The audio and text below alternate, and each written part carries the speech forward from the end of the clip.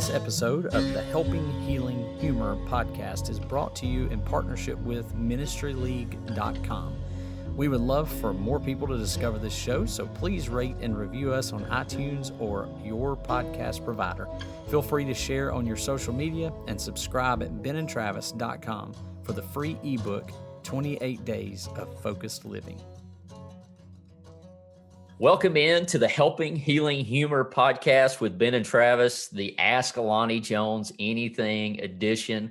I think this is going to be episode number 3 of this special version of our podcast. And obviously, we're always super excited to get to hang out with the man, the myth, the legend, the icon, the showstopper, the main event, Lonnie Jones. Lonnie, and I'll let Ben give us your... I'm sorry? You make me want to imitate Dusty Rhodes now. There you go. Hey, that'll work too. Maybe the man with the palate too sweet. There you go. Now the question is how many people out there know who Dusty Rhodes is? Because if you don't, you need to. I mean, the son of a plumber and all that good stuff. Dusty Rhodes. Yeah, there you go. Well, I want to make sure I don't forget to say this. This podcast is when you take the Helping Healing Humor podcast with Ben and Travis and mix it with the Keeping Up with Jones podcast, which I'm just going to tell you, Lonnie, is amazing. As soon as I get through listening to ours to make sure there is no mistake that I have to scurry along and fix in post-production, I flip it over and I listen to you on the way to work every Tuesday morning. And obviously we want to encourage all of our listeners to do just that. Probably the easiest way that I can describe to get there. Obviously, you can look up Keeping Up with Jones in any of your podcast providers, but you can go to benandtravis.com/friends. About middle of the page, you can click that link and it'll take you straight to that awesome podcast. Lonnie, thank you for being with us. How you doing? Oh, man, my pleasure. I love you guys, you and Ben and Will, and like to hang out with you. All right. Well, Ben, why don't you tell us a little bit about what you know about Lonnie?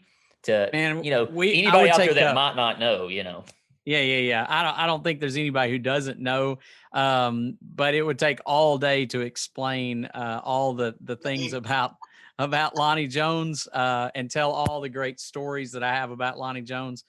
He is one of my best friends in the world, besides the 2 other guys that are on this podcast. And we've done a lot of stuff together. He was my supervisor in counseling. So if you ever find anything that I'm saying absolutely off the wall and crazy, it probably came from Lonnie. That's not entirely true, but I did learn very much a lot of the things that I do from Lonnie Jones, and very appreciative of all the years that he spent trying to correct me and get me to the right place. He's worked with the SWAT team, the real SWAT team in Huntsville, Alabama for 20 some odd years, 28 years. And he is also is a speaker all over the place, has the podcast that we've already mentioned, and just does a world of good for a lot of people. He's a licensed professional counselor in Huntsville, Alabama. And so there is a wealth of knowledge, as we have learned from our other Ask Lonnie Jones Anything episodes. So excited to have you with us. Excited to have Will with us as usual. And Travis, always good to be with you. Will, you doing okay tonight? And I'm doing good. I'm glad to be back. Missed the last 2 podcasts. Ended up selling our house in like 8 hours.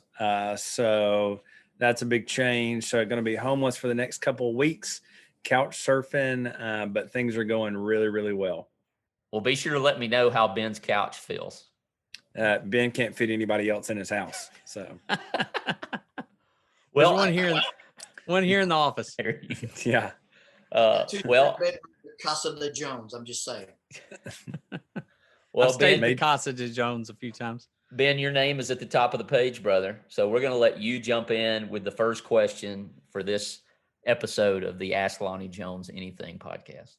All right, we're probably going to go all over the page here tonight, but one of the questions that I had that I was thinking about, and we'll come around to some other people's, but I'll start it off, and that is, you have spoken in a lot of places, all over the world almost, but I know all over the United States.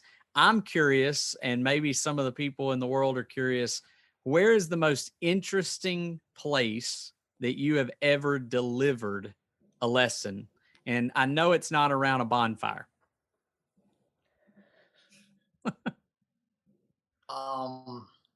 Interesting. Wow. We did a Devo on an elevated site in Honduras beneath this big, huge statue of Jesus. And the pilots landing at the second most extreme airport in the world have to queue off. You find Jesus and then you try to land that plane. It's what they tell them. And then I did some marriage lessons on a cruise ship in the middle of the Pacific Ocean. We got invited to a worship service, and the guy facilitating it was absent and just kind of gave me the reins. So I got to do a lesson on a cruise ship in the middle of the Pacific, which was pretty interesting too.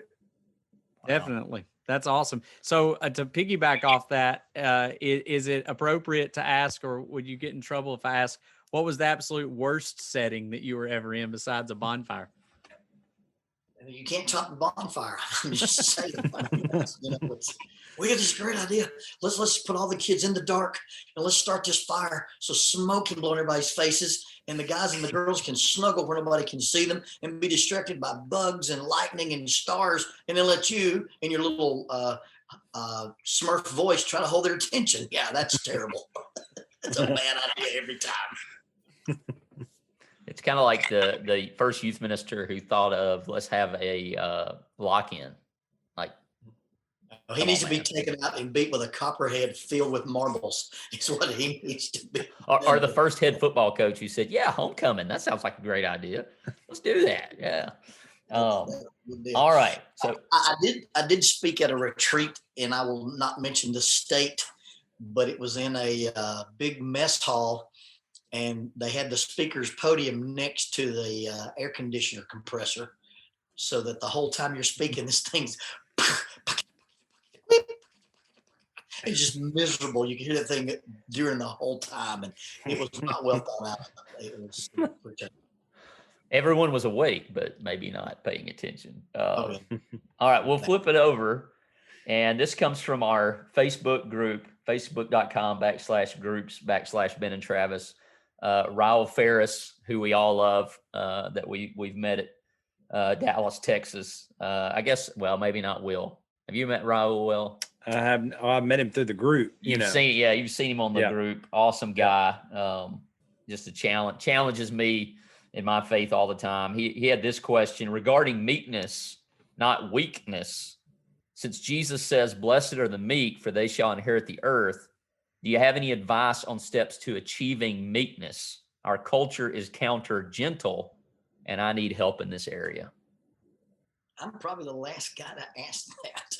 That is one of my personal struggles in being a gentle person. I remember as a boy, we had this dog that my grandfather gave us. And in the middle of a rainstorm, I went out to feed the dog. The creeks were out, so we didn't get to go to school. And I remember going out in the rain wearing like a poncho or something and kneeling down in front of the doghouse. And there being these 10 puppies in this, torrential rain.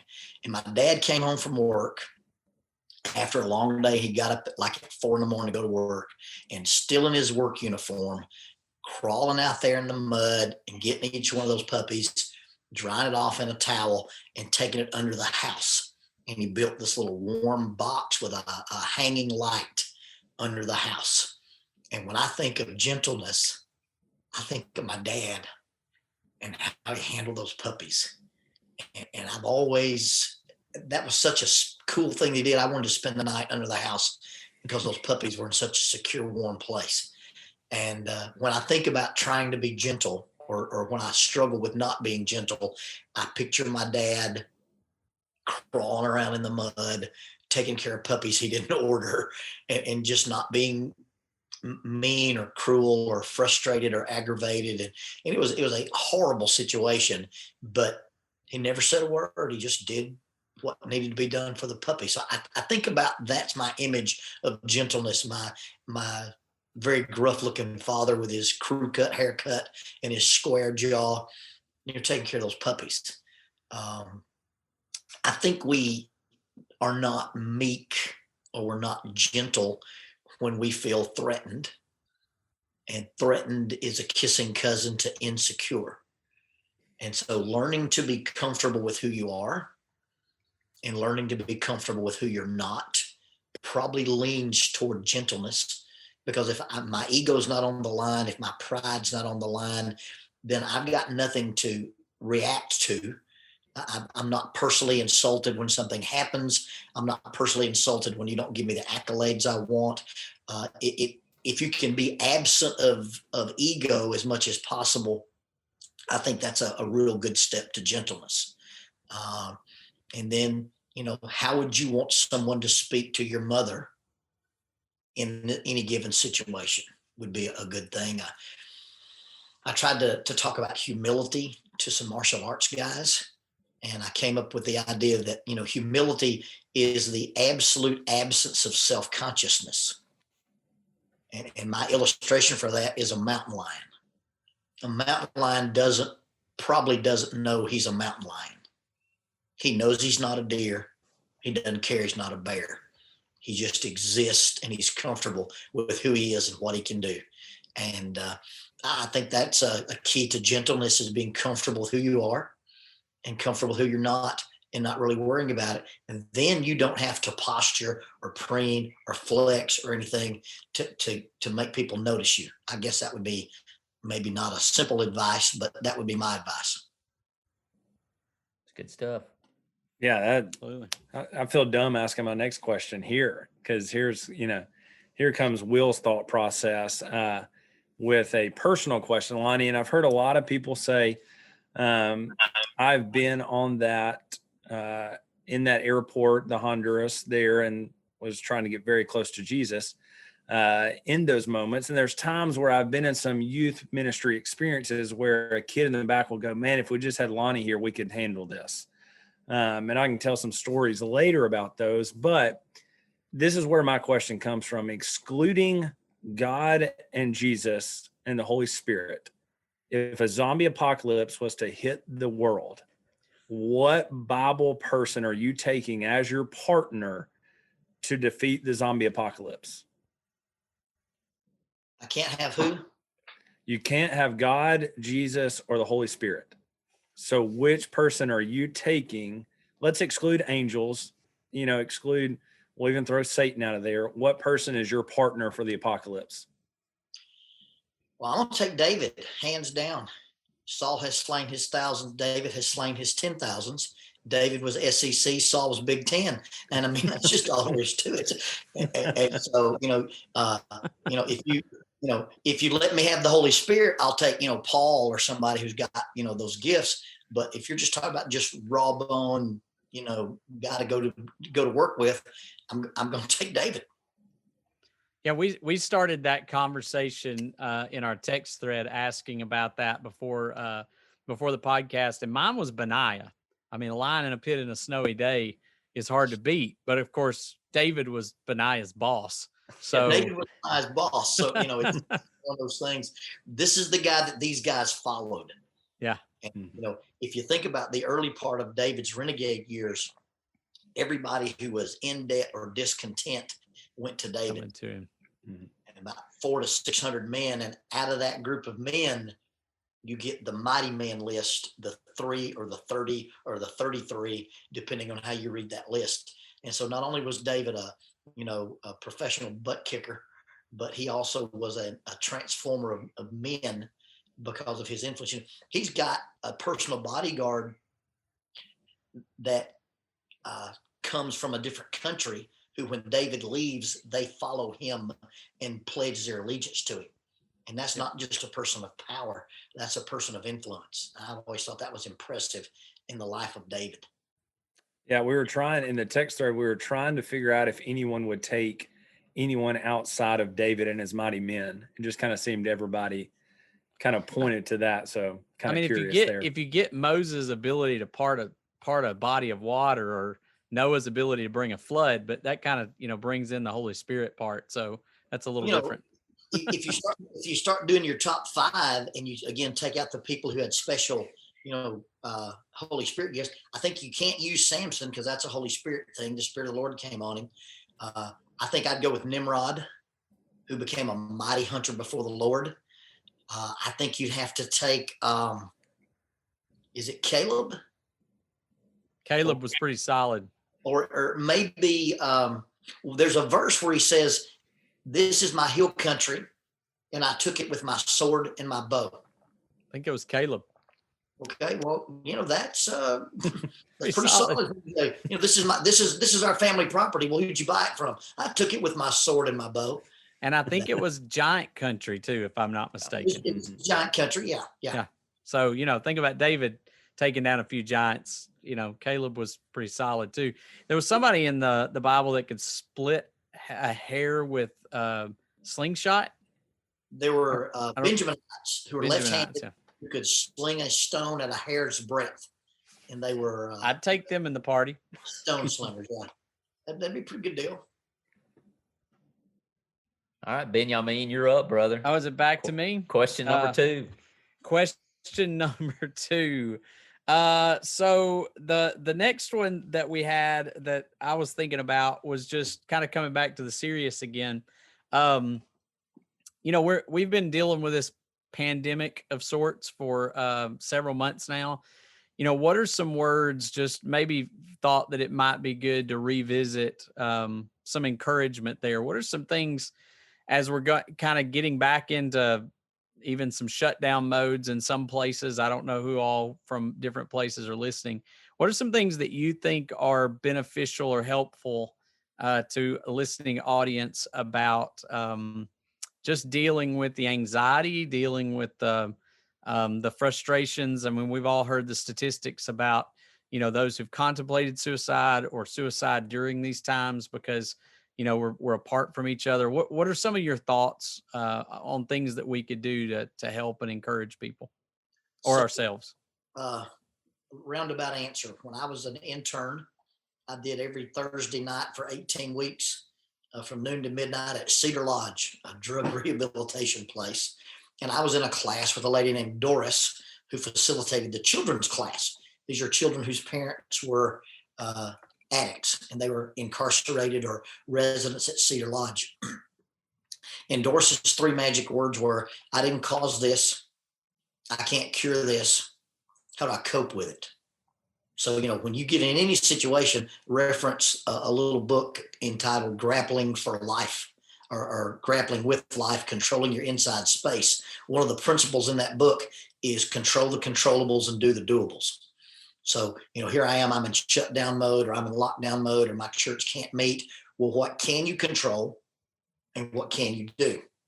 Now, for human survival, we all need attention, belonging, and support. And with the internet age, how easy is it to give people attention, to make people feel like they belong and offer people support with a phone call, a text message, a tweet, a visit on a Zoom call or anything like that. So control the controllables, do the doables. It didn't cause it, can't cure it. How do I cope with it? And I cope with, if it's people interaction I need, then you reciprocally find some people that you can do attention, belonging, and support with. And I think that's pretty healthy stuff. Absolutely. I listen to the Ben, Travis, and Will podcast and, get inspired every day. Hey, I know the author of that book that you referenced, by the way. He's a good guy. Oh, by the way, you snuck that in on me, did you? That's a Lonnie Jones book that you can pick up where, Lonnie? Where can you pick that book? Available on Amazon. There you go. Awesome. Good deal. Stuff. Well, I'll jump into my question. This is bringing it back down a little bit to some fun. Elijah Anderson on the Ministry League page on Facebook. And by the way, Lonnie, your podcast has been added to the Ministry League library. Welcome aboard. We're excited about that. But Elijah had the question, would you rather fight a horse-sized duck or 100 duck-sized horses? Okay, so Tiger McGee at Shoot Right Academy, who's the author of the Book of Two Guns, It's his philosophy on operating an AR platform and a 1911, which is a 45 pistol. He wrote the Book of Two Guns, and he designed an AR called the Katana. It's only made in Wedowee, Alabama. It's kind of your bare bones. Anybody can pick this gun up and go to work. And he's a professional gunfighter. He's a gun instructor, taught at Thunder Ranch, and runs his own academy. He says, in a fight, there's only two things you can control: what you can do and how fast you can do it. When you start dealing with multiple opponents, like a swarm, and if I'm scared of anything, I'm scared of a swarm of bees more than I am a giant hornet. And so I would take the horse-sized duck. I think I'm good at 500 yards on a 12-inch piece of steel with my 30-06. But I don't know that I want 100 of anything that I've got to deal with or manage. That, you get kind of overwhelmed. I can end a duck fight with one shot from a long distance.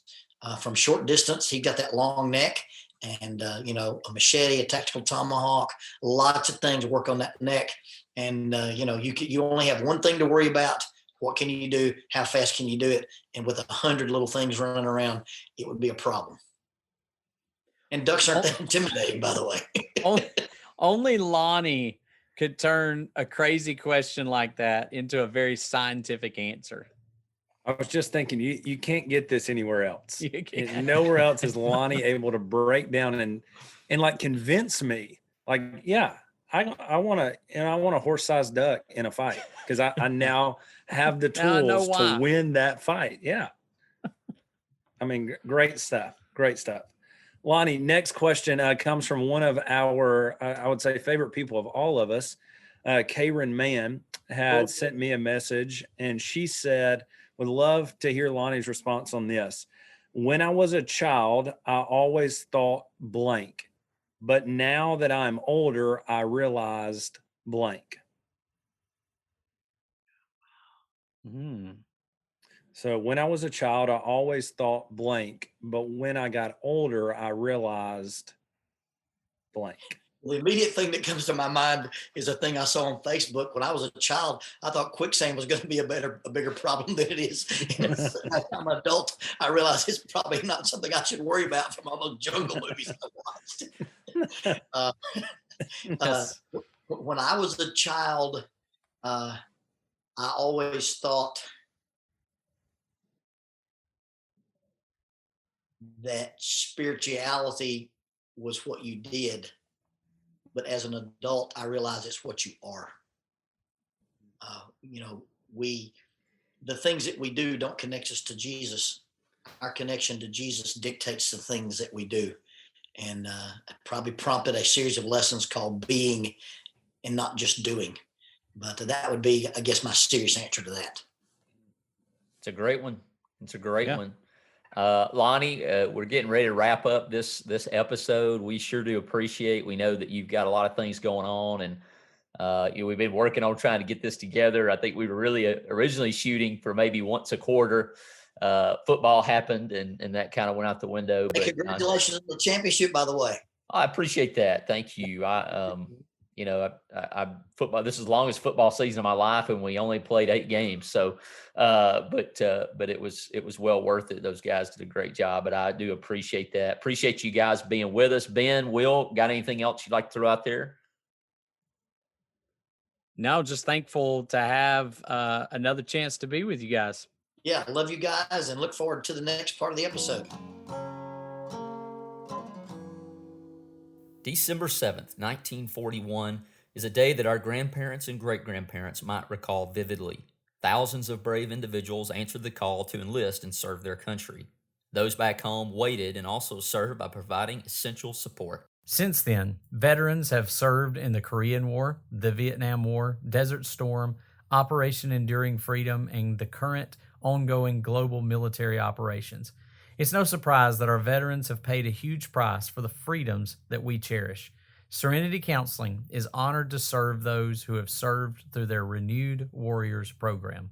If you are a veteran who struggles with post-traumatic stress, or maybe you love a veteran who is struggling with post-traumatic stress, it can often be hard to talk about. Drug therapy can often feel like a Band-Aid. This program, the Renewed Warriors program, is free. Renewed Spirits is currently recruiting veterans for their equine assisted support group, working with horses outside in the open air. Give them a call or check out their website for more information and to be a part of this group. They'll let you know the details. All you have to do is report for duty. The horses are very good at helping, but you have to be in their presence for it to work. Give the counselors at Serenity Counseling a call, 256-263-6367, or at their website, serenitycounselingshoals.org. Serenity Counseling is located at 1954 Jackson Road in Florence, Alabama. Serenity Counseling, where hope is given and healing begins.